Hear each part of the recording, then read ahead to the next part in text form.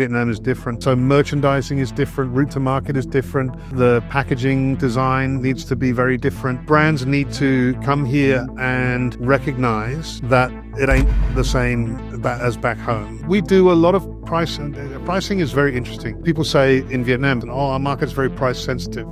Pricing is just the permission to think about a brand in a certain way. That's all it is. There's a wonderful thing called the Veblen effect. There was a guy who was a criminal defense lawyer, and he got too busy, and he was like, well, I'm running around crazy. And he put his price up, like a lot. And he thought the demand would go way down, but everyone was like, well, this guy must be the best in the business. He got into a much bigger business, and he couldn't cope with the volume. So there's that effect where, you know, when you put your price up, your volume goes up. Hello and welcome to Unlock Potential with David Archibald. Today I'm joined by a creative leader who has helped shape some of Vietnam's most iconic brands. Matt Millard is the Managing Director of PurpleAsia, a leading branding and communications agency based right here in Vietnam. And he brings a unique mix of global perspective and local insights. And today we're talking all things branding, leadership, and unlocking the potential in the people and organizations. Matt, I'm really happy you came to join us today. It's exciting to have somebody with as much branding knowledge as you have, and the ability to we can help a lot of people maybe make a difference in what they're trying to do. Thank you, David. Well, it's a pleasure to be here, and such an iconic brand, and such a great space to be in, and talking to you about it. I know, I was involved a little bit from the very beginning of the brand here, and rode my first big bike I ever rode was a Harley to Cambodia and back a long time ago. So interesting, and a good kind of pleasure to be here. Yeah, that's cool. It is pretty amazing to represent really one of the true iconic brands in the world. Absolutely. I mean, it's pretty with Harley and both Triumph. Also, I have no shame in those those bike brands. Absolutely, it is. Well, I'm until recently a Triumph owner, and I often talk about Harley when I'm talking about brand as being one of the only brands that people would tattoo on their bodies. Yes. But it's very interesting. I just came from talking to an old sales director on a real estate project that we branded, and she has the brand tattooed on her wrist right here. Okay. So even boring old real estate that PurpleAsia does. Wow, that's some people tattoo on their bodies. Great. So interesting. That is interesting. Speaking of brands, the people that are trying to build a business right now that are listening, what really makes people connect with a brand? It's the same as it's ever been, really, although I think it's expressed as an industry differently nowadays. And the single word is experience. And of course, you know that better than anybody. Sure. Yeah. Because you don't sell motorcycles, you sell the wind in your hair and the freedom of the open road and all those wonderful things. And that applies across almost anything. I was laughing. I was standing in the elevator the other day watching an ad for washing up detergent, and still we're able to talk about it after all these years. And the reason that we talk about it is because we don't talk about the chemical makeup or the features and benefits. We talk about the experience and the fragrance and what it does for your family and your kids and all those things. So brand storytelling, I think, has evolved to the point where now we know that's what we're talking about. I think the great proponents of brand in history, David Ogilvy famously wrote that the loudest thing in a Rolls Royce at 100 miles an hour is the ticking of the clock. And that's the experience that you have. It's about the silence and about the that quiet luxury that you have of those things. And it's all experience. So if you can capture an essence of a brand in experience, then all the other things are just recall. The logos and things people think are the brand. It's just about connecting with that space in your mind or in your soul that connects you with that brand experience. Yeah, that's really good. I mean, that's something I've been trying to preach to my sales teams for years. It's you stop selling the motorcycle and start selling the experience that you have. Sure. And that goes for all of it. But of course, both are important and both are true. So we worked in hotels my entire career. I'm kind of known as the hotel guy. And obviously for us as a brand practitioner in hotels, the biggest thing is that story, the experience. whether it's a design experience, a location, the sensory experience, a spa experience. But the salespeople still need to sell the steak. You know, we talk about sell the sizzle, sell the steak. And in real estate, very much, we still need to bear in mind that there's a brand story to be told and there's also a sales story to be told. Yeah. And they're kind of separate disciplines and separate stories. Yeah, for sure. Now, you've helped some of the biggest brands in Vietnam get set up. You've been here a long time. Yep. What do you see are some of the mistakes people make when they try to bring product to market? Well, it's interesting times. I produced a book many years ago, which I used as a vehicle to explain a little bit about Vietnam to people coming into Vietnam. And the title of the book is Vietnam is Different. And I think it's interesting, perhaps in the negotiations with the US right now, that people outside Vietnam think they're dealing with the same people, right? Yes. They have the same values, they have the same expectations. And America made that mistake a long time ago in Vietnam. And I think they may be making the same mistake now. So the fact that you need to come in and you need to adjust your parameters and understand that. So my book that I produced a long time ago was a coffee table book, and we shot what I think are the most interesting characters in Vietnam, which are the street vendors. So the way that goods go to market in Vietnam is not the same as the way goods go to market in other countries. So, and particularly back then when we made the book, you know, no Costco, no Walmart. It was about things arriving on the back of a motorbike in a village and going into a wet market and being distributed or being sold right on the street. And so this was a celebration of that culture. And I love salespeople, and the salespeople who are selling banh mi or seafood or soup or whatever it is on the street were really a part of the character of Vietnam and a part of the adjustment. I'm also selling big brands, you know. People were selling, you know, packaged goods, consumer goods, noodles, a lot of things on the street that normally in the West you would see in a store. Yeah. So merchandising is different, route to market is different, the packaging design needs to be very different, and the color and the skill of the salespeople and the fabric of the community, and all of those things. So for me, brands need to come here and recognize that it ain't the same as back home. And in many ways, that's a good thing. In some ways, it's a challenge.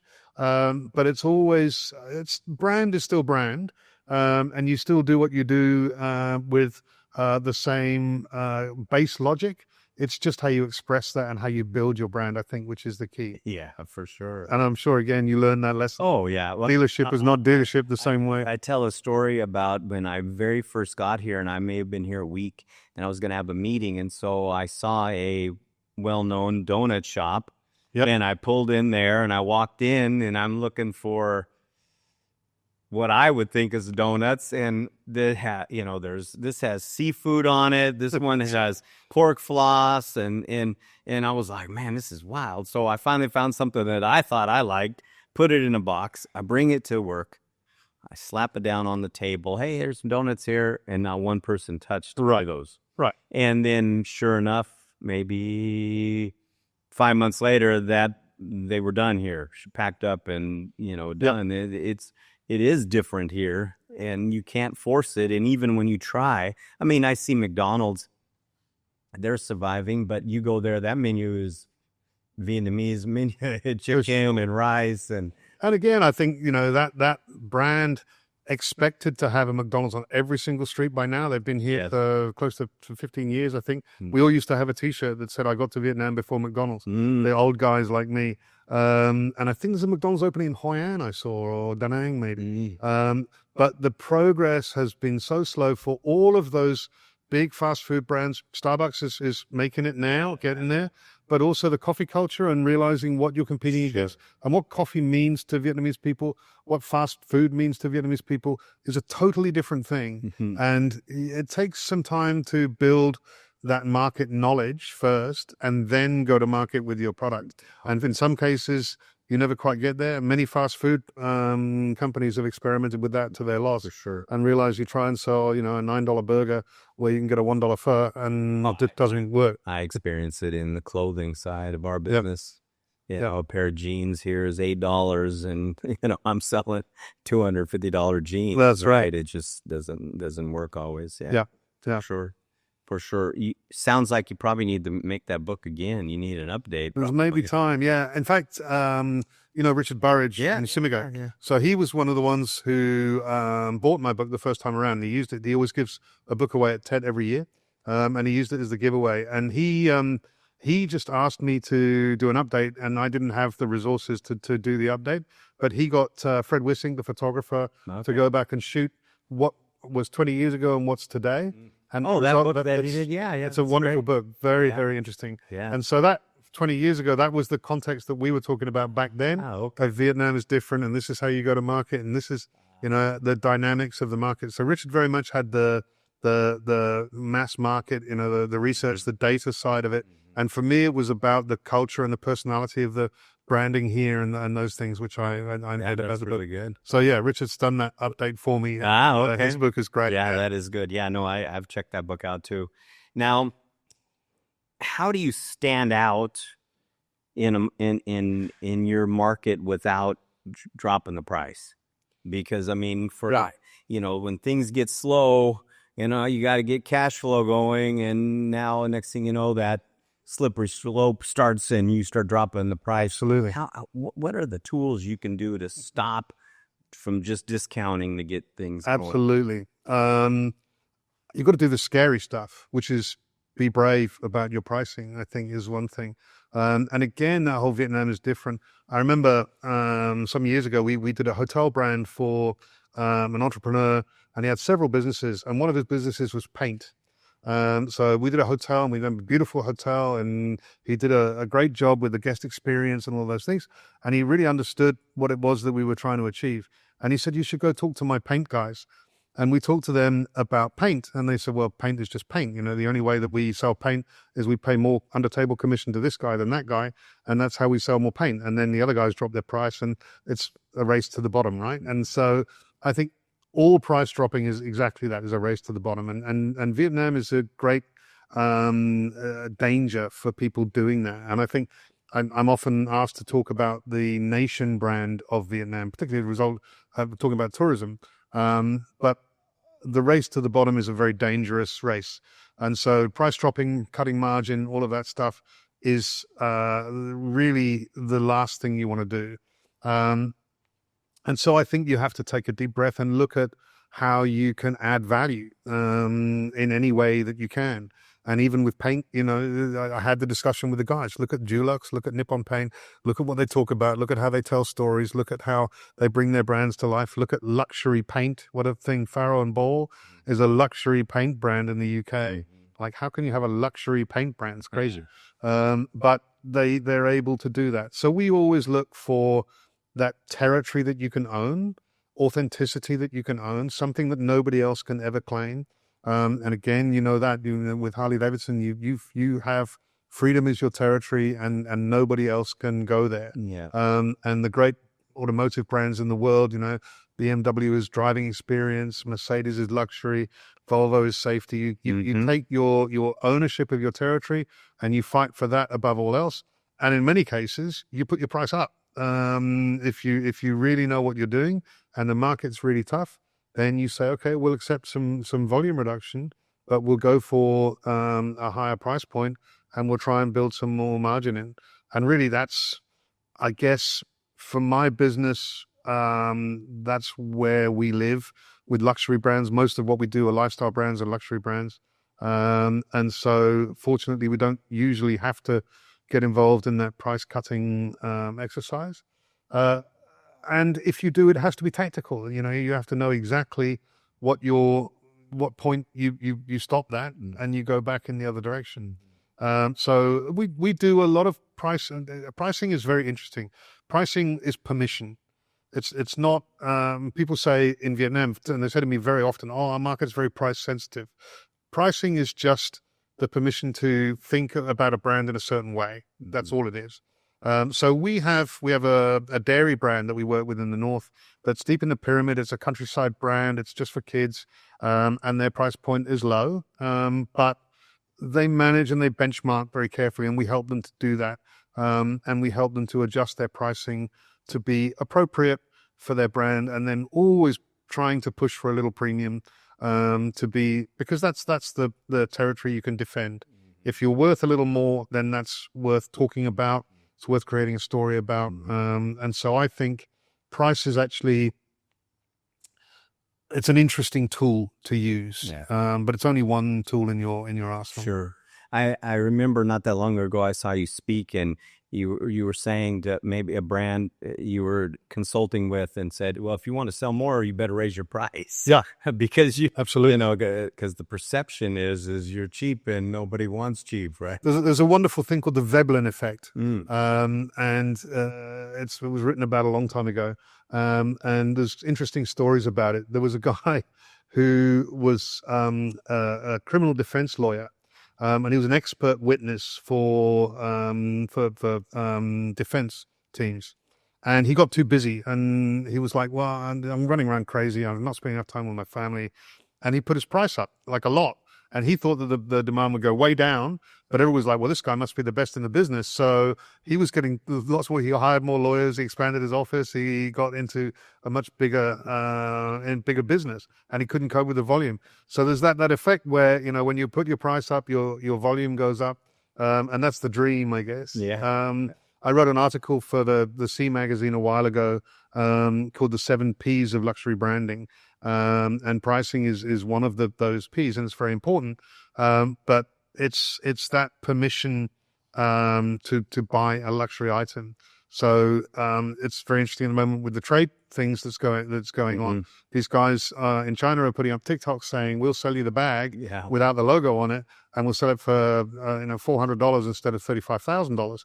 And there's no takers for that. Nobody's interested in it. Yeah. Because the point is, it's a status item, and the more the price gets pushed up, the higher the demand for that product might be within the people that can afford that thing. And so, that exclusivity, that fact that it's an inaccessible, exclusive, the word exclusive literally means we exclude people by the price from having this item. And so that's how you create part of that premiumness and that desire.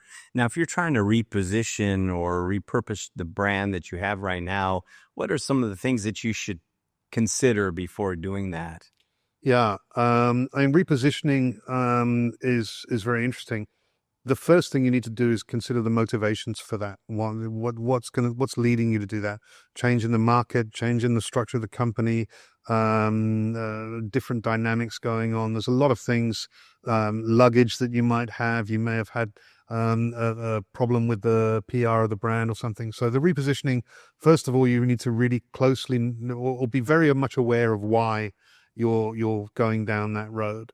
And that gives you a to-do list of things to fix with the brand, I guess. And then you need to ring fence what's good.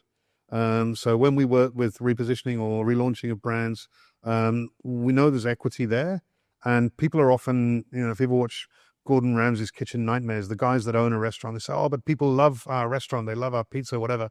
It's like, well, some people may, and that's fine. And let's make sure that what we're doing is not alienating those people.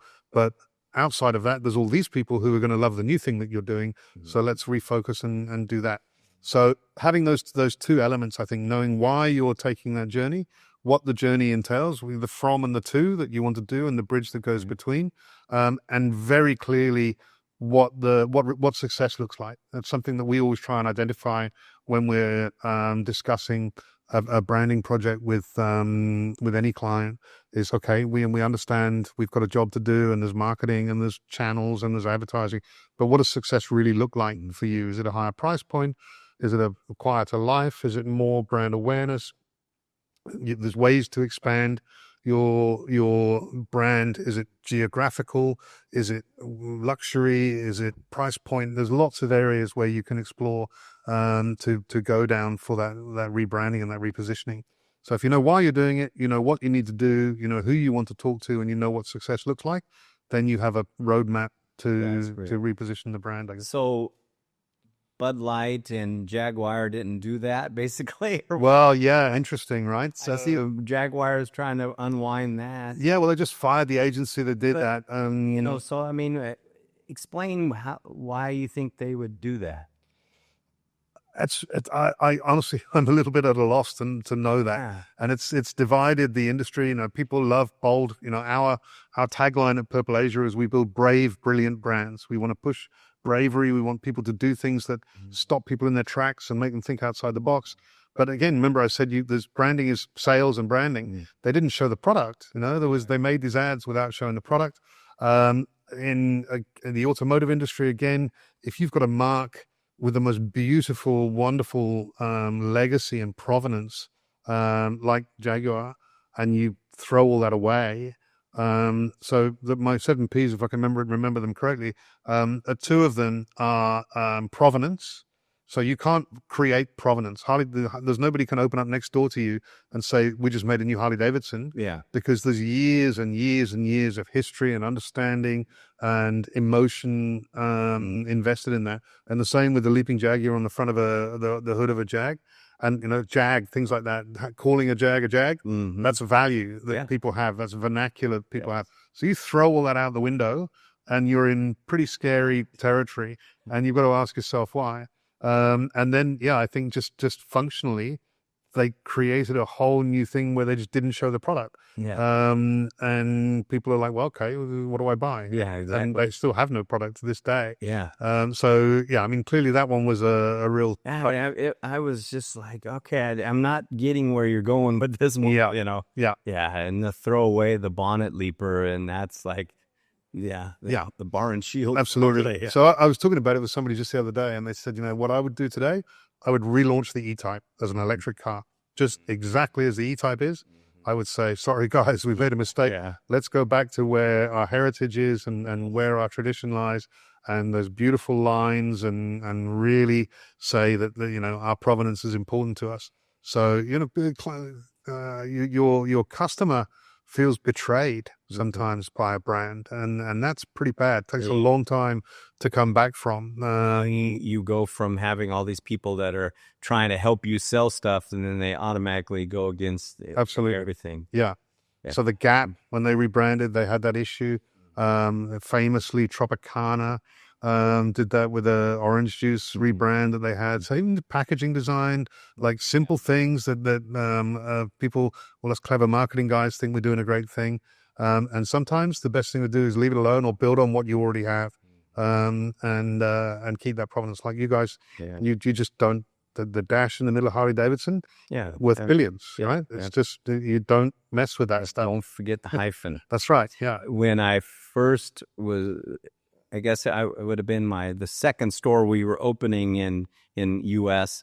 We had to go to Milwaukee, sit down with them, and we spent like a week there doing new dealer orientation and whatnot, and we had about an hour talk about the hyphen. The hyphen. Yeah, I mean, it was just that. Absolutely. And, you know, here come the hyphen lady, and she sat down with us and went through everything. It's, you know, it's funny. People think it's trite, but it's important. Yeah. It really is important. So I think that's where Jaguar really went off course with that.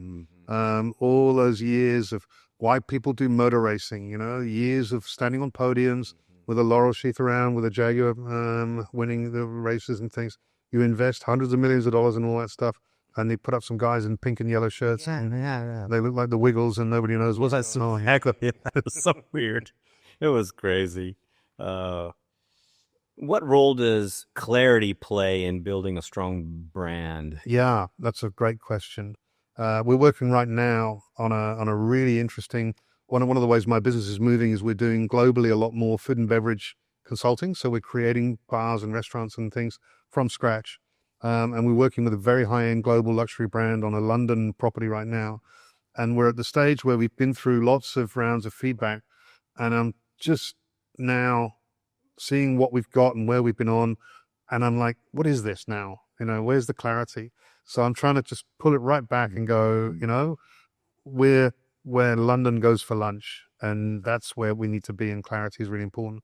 So I had a marketing or branding mentor years ago, and he said, never do the marketing two-step.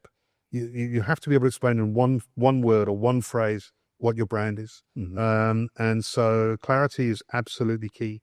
The strongest brands in the world, again, just one or two words, just do it. Freedom, safety, those things. That territory that you own, it has to be absolutely clear. You can tell all kinds of stories around that.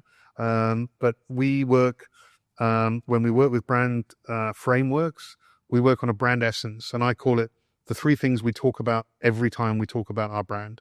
And if you think about it in that way, then you continue that clarity. Remember that, the salesperson that's selling your motorcycle maybe didn't go to that thing in Milwaukee, doesn't know where Milwaukee is, has never ridden a bike like that before. Or so you need to make sure that the story you're telling is simple enough to be told by anyone. Maybe they don't even work for you, in the simplest way possible. So clarity is absolutely key, and clarity with differentiation. Another story I always tell, thinking about getting other people to tell your brand story, which is the most powerful way that you can do it, right? So not every Harley is bought because a Harley salesman told a guy to buy that bike. Absolutely. Years and years ago, there was a guy that was a country manager here for a big company, and he and I had a drink, and he told me a story about a friend of his who was in Singapore, and he was staying in a very nice hotel, and he went out for a run in the morning, and Singapore's very humid and hot. And he ran for an hour, and he came back, and the doorman in this hotel was waiting for him with a bottle of cold water and a cold towel when he came back from his run. And I said, well, that's Raffles, clearly. And he said, yeah, sure. It's that Sikh doorman that they have at Raffles. And the story was not told by the guy that got the cold towel. It was told by another guy. It was told to me 15 years later. The guy with the cold towel didn't work in marketing at Raffles. The guy that stayed in the hotel paid $400 or whatever for the room for the night. The guy that he told the story then 15 years later told that story to me. That's brand. Yeah. That's brand territory, and that's what you want. And that's real simple. And I talk to hotels all the time, and they all say, oh, what's the difference between your hotel and all the others? They all go, service. You have the best service. And I go, okay, you tell me that story, or in 15 years' time, I hear from somebody that your Radisson or your Hyatt has that level of service, I'll believe you. If not, that belongs to Raffles, not to you, and you need to tell another story. And that's another area where a lot of people think, and it's a very Vietnamese thing. These guys got a great result from telling this story. I'll just copy them, do the same thing. But it's very hard to own the same territory that somebody else already owns. For sure. So I always used to say that the only person who really can tell that service story is the general manager of the Mandarin Oriental in Bangkok, who knew everybody's name. And there's a great legendary general manager there, Kurt Waldvogel, who created that level of. There's a book called Unreasonable Hospitality, where you're expected to go way above and beyond what most people think is possible in a hotel, and you make that whole, put the guest at the center of everything, and create these layers of service. And so and again, that's nothing to do with the brand. I couldn't, maybe now with the fan it's a little bit more famous, but the logo is not what comes to my mind when I think about Mandarin Oriental. It's something much more ethereal than that. So building brands in that way, and that's where we love to be working with brands, where we're not talking about supermarket shelf space or color blocking so much, although they're all part of it.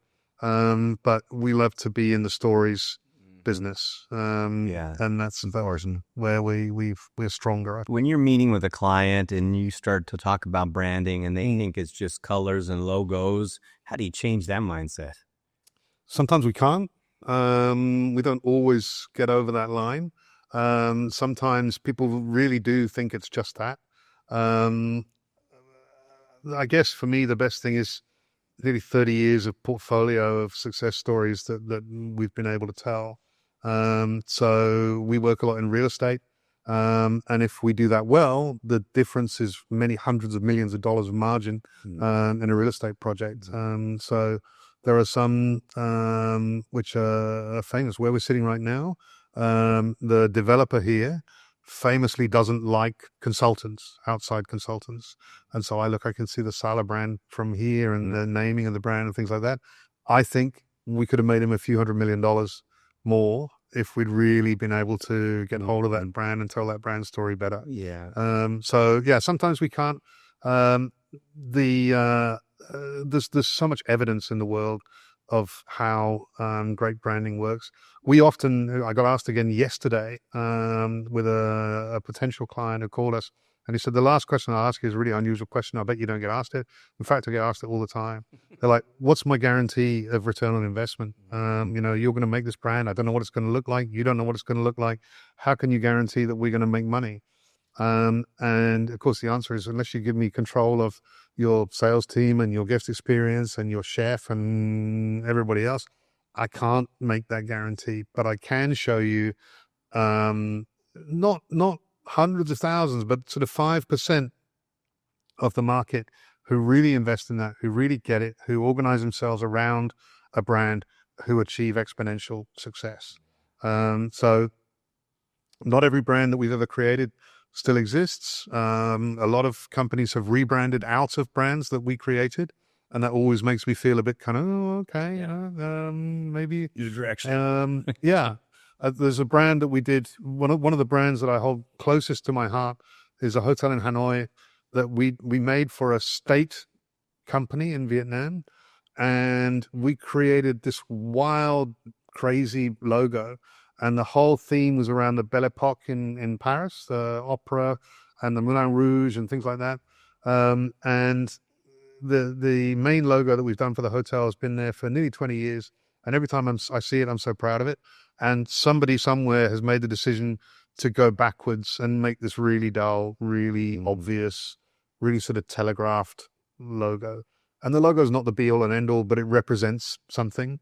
And so we were always very proud that we managed to sell the state tourism company of Northern Vietnam this wild idea of the Belle Epoque, and everything around it was naughtiness. It was Toulouse-Lautrec, who was a well-known drug addict. It was the main restaurant there is called Satine, who was the main figure in the Moulin Rouge story, who is a lady of the night, shall we say, and the bar there is called La Fée Verte, which is a euphemism for the hallucinations you get when you drink absinthe. Okay. And so there's all this naughtiness around the brand, and we got away with it. And it's still there in Hanoi in a very central location. So, if we get to push the boundaries and have some fun and be brave with what we do, then that's good. But when people rebrand out of those ideas for safety, there's a wonderful brand guru called Seth Godin, who I quote a lot. And his sort of seminal piece was called Purple Cow. And one of the things that he says about that to always remember is safe is risky. If you're safe, then you're easy to ignore. You're just in the sort of flabby middle bit that nobody is really interested in. Yeah. So you want to be on the edges. You want to be out there with a story to tell that's different to other people and engages people in a new way. And Harley does a good job of that, where, rebel and for sure. But needs to reinvent that all the time. I mean, I think there was a period a few years ago where Harley went a bit stale on that and wasn't really resonating with millennials and new generations. And I think it's part of the challenge for the brand now is to be able to come out. And I loved seeing Charlie and Ewan on the electric Harleys going from the south of Argentina all the way up to Canada or whatever. And that's, you need to reinvent. You need to have those new ideas around the brand. Yeah. Now, in leading creative people, are there challenges with that? Oh, yeah. And how do you get around that? Like, how do you deal with that? You trust them. And I think that's really important. Our creative director, Andy, we've worked together now almost a decade. And he is really responsible now for that. There's days where I tell him, I don't feel where you're going with this. And he's great. He's got thick skin and he deals with that. But his young team that come through, I used to, many years ago, I used to make my team watch a TV series called Boiling Point with Gordon Ramsay. I remember that. So, it was the first reality TV series. And he was yelling and shouting and swearing and all that stuff. And he would ask a chef, how long for this steak? And the chef would normally give the answer, I'm working as hard as I can. And that's not the answer that chef was looking for. The answer was 2.5 minutes, chef. And that's what I try and get to with my creative people. Feedback is not criticism. Feedback is information. And we're looking for something with substance that we can take forward. And I think when you get creative people to that point where they understand that that's what you're communicating with them, there's another of my favorite expressions. David Ogilvy, the advertising legend, he said, feedback is the breakfast of kings. So what we want every morning from our clients is great feedback. And what I want to give to my creative people is good, actionable, clear, informational feedback that they can work with. And so, and understand the standards. Again, that's the great thing. I always go with Gordon Ramsay. Everything that he talks about, it's not, he may use terrible words and he may go about it in a strange way. But what he's saying is, I remember when he opened his restaurant, he fired a young French waiter. It was a stinking hot day in the middle of July in London, and the air conditioning broke on the restaurant. And this kid hiding around the corner in a restaurant opened a bottle of water and drank from the neck. And when he was sacking him, he said to this kid, look at the prices on our menu. Just look at that. It's like nobody saw you, but they could have. And then on my first day in my restaurant, you've taken all the energy out of everything we've all done to get to this level.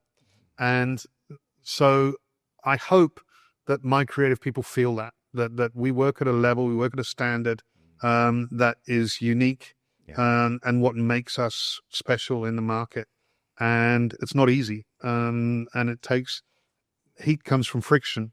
It takes some friction. Right. It takes some conflict to get to that point. Right. And so I think that, again, it's a challenge in Vietnam. It's a cultural thing in Vietnam. People come through an education system where teacher is right, and if you're wrong, and teacher is right. And we try and have a safe space where people can make mistakes, because that's how creativity works. You can't just get everything right the first time. So having a journey, recognizing that that's what the journey is, and that you use the information along that journey to get better and reach a certain level, a certain standard. And that's what we push for with our creative team. And that's what I'm proud of with our creative team. That's good. So Andy's great at getting them to that point. And again, bearing in mind, a lot of these are young kids, never stayed in a 5-star hotel, never been to the Four Seasons, don't really, these guys are talking to them about these abstract concepts, and we've got to get them up to that point. So it's a challenge, but it's something. Another great client of mine has a furniture factory, and I actually interviewed him just like this years ago for his brand video. And he said, the thing about Vietnam is, if you want to make something exquisite, all you've got to do is get out of bed in the morning and go find a Vietnamese person and teach them how to do it, and they'll do it better than you taught them. He said there's no limit to their creativity, there's no limit to training that Vietnamese people can do. So whether they're a hand carver born in a village in the mountains, or whether they're running his admin, his global distribution, he said Vietnamese people can do anything. You just need to help them along the way and help them understand where they need to be, and they'll get there. I believe in that. Do you have a story of maybe a failure you had that you had a lot of effort in, and then what did you learn from that? Yeah, I think they're mostly communication failures. Those stories. There's often brands where I have a vision, and on the client side, it's not shared, or it's just a little bit too scary. We have a brand that we create, a hotel brand, which is very experiential. It's a beautiful story. It's a wonderful location. And the owner, I took up a friend here who's the most exquisite cook, not a professional cook, but a really wonderful cook. And so we had an idea of doing farm to table organic, not just organic, but regenerative farming. So we leave the ground better than we found it. We have absolutely seasonal cuisine, and delivering that is hard. And so the owner hired a guy that worked in a wedding banquet as the head chef. And so that whole brand then starts to deflate. And so maybe I didn't set the expectation clearly enough from the beginning, or in Vietnam, there's cash flow issues. There's all kinds of other issues that go on. So there's many, many stories of failure like that. And some of them are our fault. Completely hold my hands up to that. I'm just trying to think of a specific one where it comes down to something that we've done. I might have to come back to you on that. No Think of a problem. specific one What's one thing in branding that people overlook all the time, like that would really make a difference? Yeah. You have to be driving around town.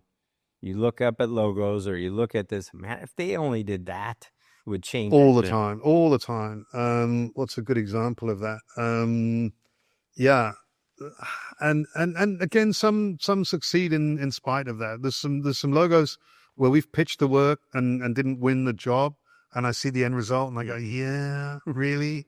There's a lot of things. So in real estate, something which comes up again and again is, for example, on a billboard. The thing that real estate developer spent the money on is the building. That's right. And they love to put a billboard with a picture of the building on it. Yes, yes. And it's got buildings on this side and buildings on that side and buildings behind it. And I just go to them, really? What's exciting for somebody driving along the highway to see a picture of a building? Yes, your architect, I'm sure, is amazing and your design is amazing and all that stuff. But a picture of a building and your logo, it doesn't tell the story. So we've just done a wonderful project for a Malaysian developer called Gamuda Land. And their project is Eaton Park out here on Maichitol. Yes, that's right. And one of the things is that the first 2 towers that they've got, they're actually designing those towers around people with pets. And so we put a little boy and his dog running through a garden, just having the best day of their lives. And that's the brand for me. And we had, with them, we had a meeting where there was a billboard with a picture of the building on it. And we were just like, yeah, maybe that's not the best idea. And that's the sizzle and the steak, right? That's the old story. You sell the lifestyle. And I think in many ways with projects that we've done over the years, we've perhaps taught local agencies to tell a story in a certain way. So you'll often see the nuclear family holding hands, walking through some clean air with trees and things like that.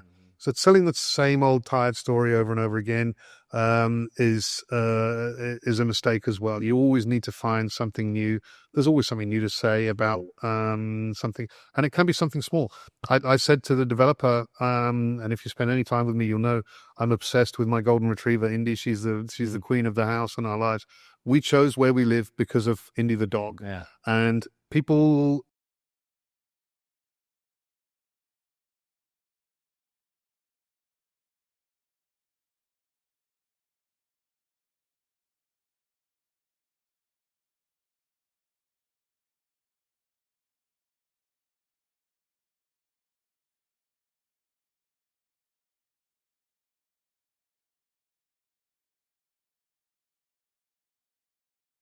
The people and all those things, but the one important thing that pushes people over the line is, will my dog be happy there, or and kids or whatever it is, whatever stage of your life. That's right.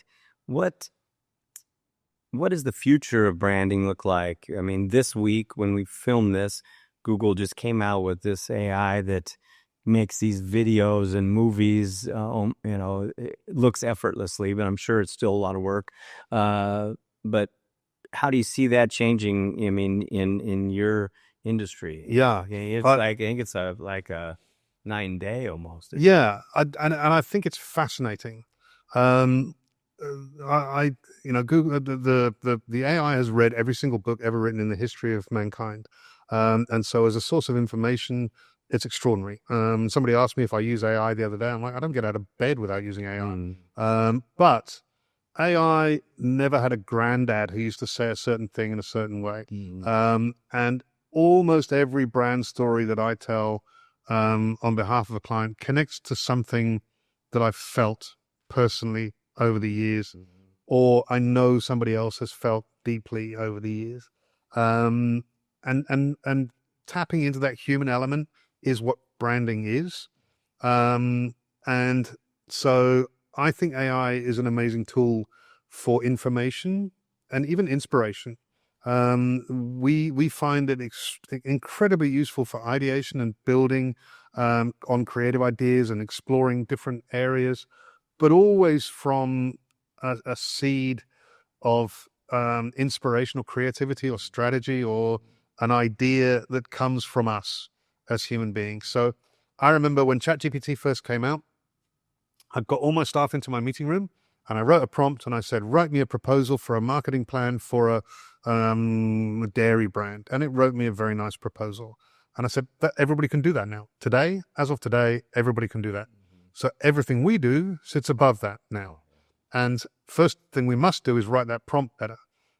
So if you see the next issue of C Magazine, I wrote a piece about prompting and learning how to control AI to do what we do has been my obsession for the last 2 years. And I honestly think that everybody in my team is able to do that at a higher level than almost anybody else in the market here. But without the people driving the prompts to drive the results. So branding will change. The branding industry will change. I think it's a cliche to say that if you're not across it, you will die. Some companies, I saw an article recently that Martin Sorrell, S4 Capital, so the ex-founder of WPP, the world's greatest advertising entrepreneur, his company is suffering greatly because of AI, because he opened a data-driven advertising business across many, many businesses, and the data is free now. The data is available to everybody. And so what drives his business has been democratized. We are a creative agency. We're absolutely on the creative side. And I don't think that AI through a series of prompts or agents can do what we do. And at least for a few years until I retire, I think we still have value to add. But I see this period of time now where we've entered where you can never believe anything you see anymore because it's 100%. It could be fake. I actually have a good friend of mine who moved to Taiwan, and he came back to Vietnam to visit. He brought his Taiwanese girlfriend with him. And she runs basically like a bot farm. Okay. And so people, they want to change people's minds or ideas. They go to her, and then she activates all these accounts to do this.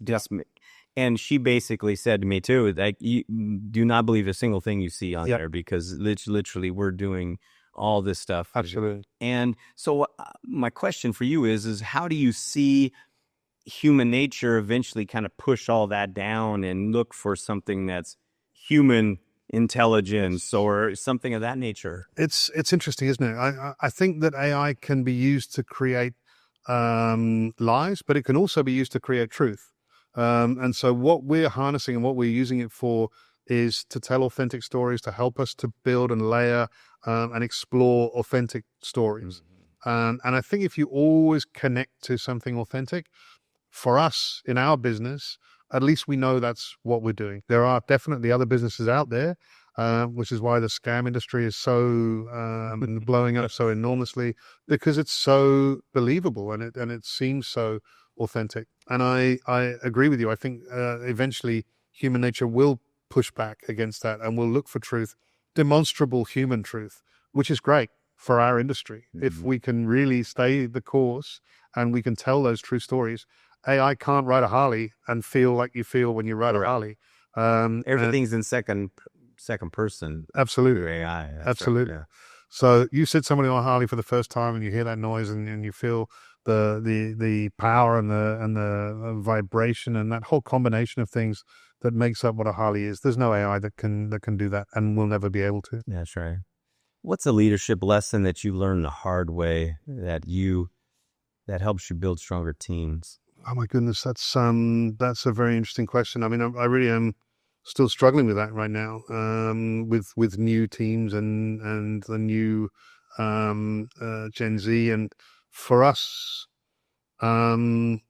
this cycle of creating a safe space where people can make mistakes, where we value people's input, a lot of young Vietnamese don't see that as a good thing.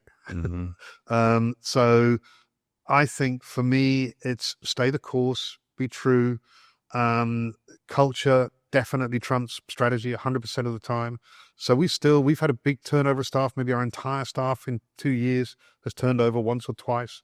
And holding on to culture is the biggest challenge when that happens.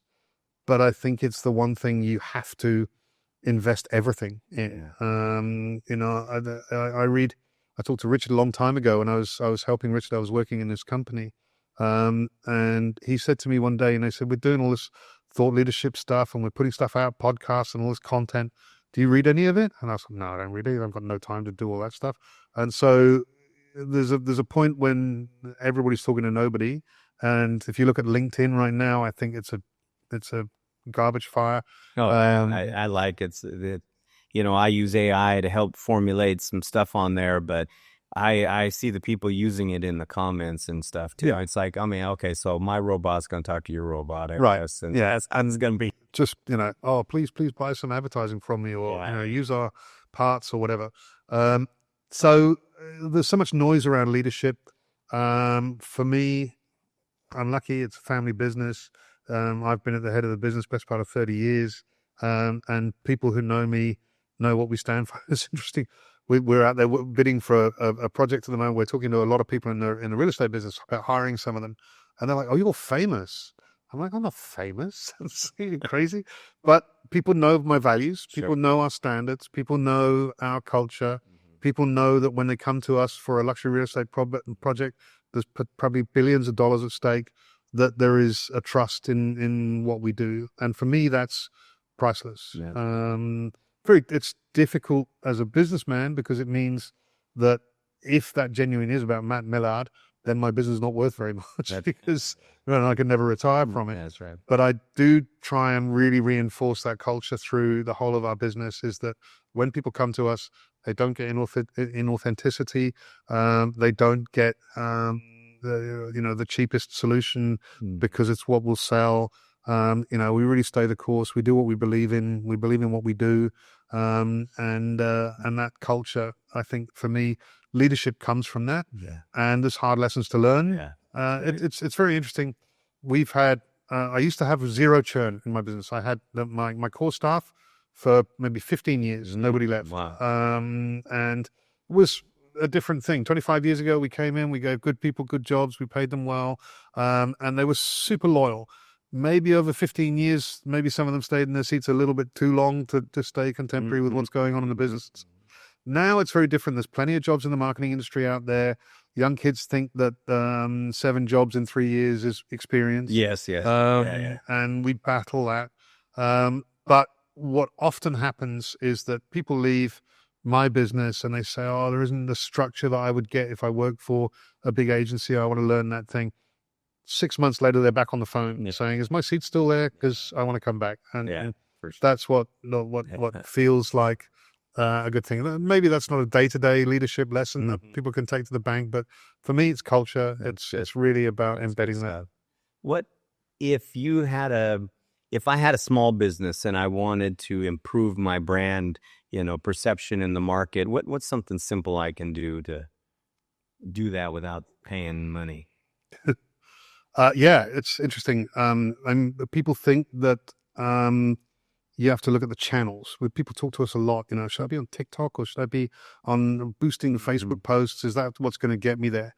And I think that if you're in a small business and you have your story to tell and you tell it in an authentic way, then that's good enough.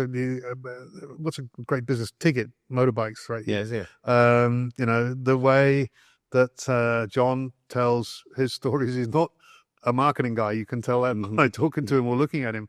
But he believes in what they do. He believes in the project that they started. He believes in the bikes and the maintenance and the stories that his people tell when they're up in the mountains and the confidence and trust that they have.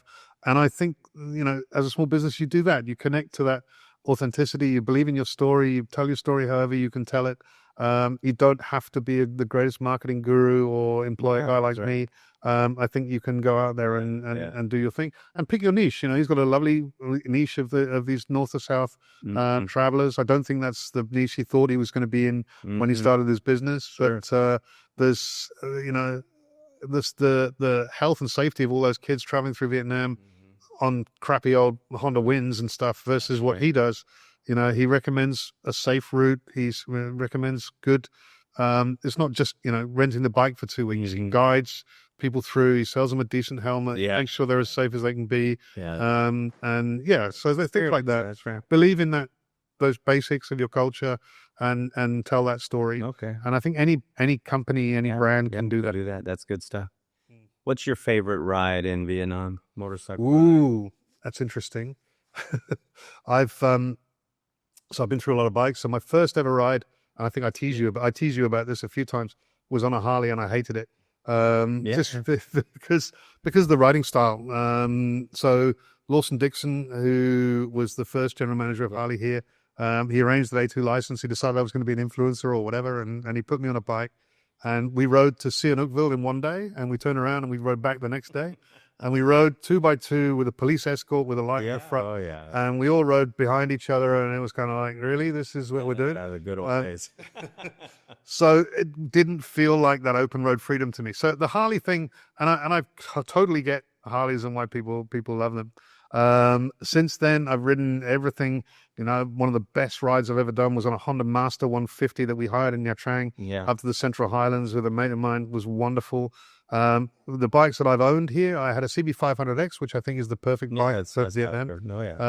You know, it's just does everything you want it to do. It goes up the mountains and around the corners, and it's strong enough to do my lovely wife on the back. It'll take us everywhere we want to go. And so for Vietnam, I think that's a great bike.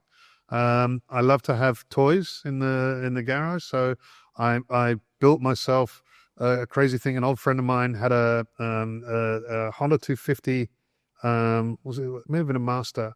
Horrible orange thing, and I took it to Mr. Two, who's a crazy motorcycle custom builder. Okay. And he has a tattoo on his back of two pistons and the legend "Life begins at 150 miles an hour" or something written on his back, and he's completely nuts. And he built me a great little Cafe Racer 250. That's cool. Put a 250 Honda Rebel engine in it, and I love that bike. It used to catch fire, and awesome little thing. So, and then I had my Triumph, which was not strictly legal, but and so I couldn't really do the big trips that I wanted to do on that bike. But it was a proper Hinckley built 900 triple Thunderbird. That's cool. Was a great bike, really cool bike. My bike now is I've just bought. I had no bikes for a little while.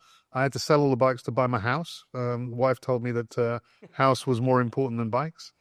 So my current ride is a Honda Charlie with a sidecar for the dog. Wow. So again, I told you how important the dog is. Right. So I have a little Charlie with a cool sidecar. That's really cool, man. That's fun. Now, 30 years from now, your kids, your grandkids find this video and they see you on there. What's one thing you want to tell them, maybe that how they can unlock the potential maybe they have in? Yeah. I think say yes to things. I think that's really important. Go through life with a positive attitude and go, yeah, let's do that. I think the amount of fear in the world and what fear does to society, I think we're seeing that right now, the intolerance and crazy. And it comes from a place of insecurity and a place of fear. Yeah.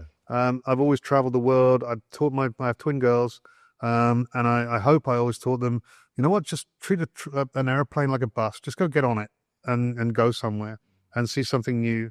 There's that Bourdain quote about, stay the extra hour, have the cream, drink a pint with a guy you never met before. I did a piece again about the Vietnam national brand the other day, where to me a red plastic stool represents everything about culture in this part of the world. Yes. You can meet somebody new, you can eat something amazing, you can be on the street and have that whole sensory experience. So I think, be positive, just do that thing. Just be brave enough. Throw your leg over a motorcycle, drive to Sihanoukville. That started the journey for me with bikes, which I've really enjoyed. Cool. Just don't be afraid of what's out there. Yeah. Go check it out. That's great. I think that would be the key for me. That's cool. Matt, thanks so much for coming. I could talk to you for another hour, actually. No problem. I really appreciate it. Tell old stories for hours. No doubt. No doubt. I appreciate it. Thank you very much. Thank you very much for having me. You bet. Thanks, David. Okay, I need a favor from you now. If you took something away from this conversation, share it with a friend. Leave me a review or Send me an email, comment if you liked it. So until next time, please keep unlocking the potential in the people you love and lead.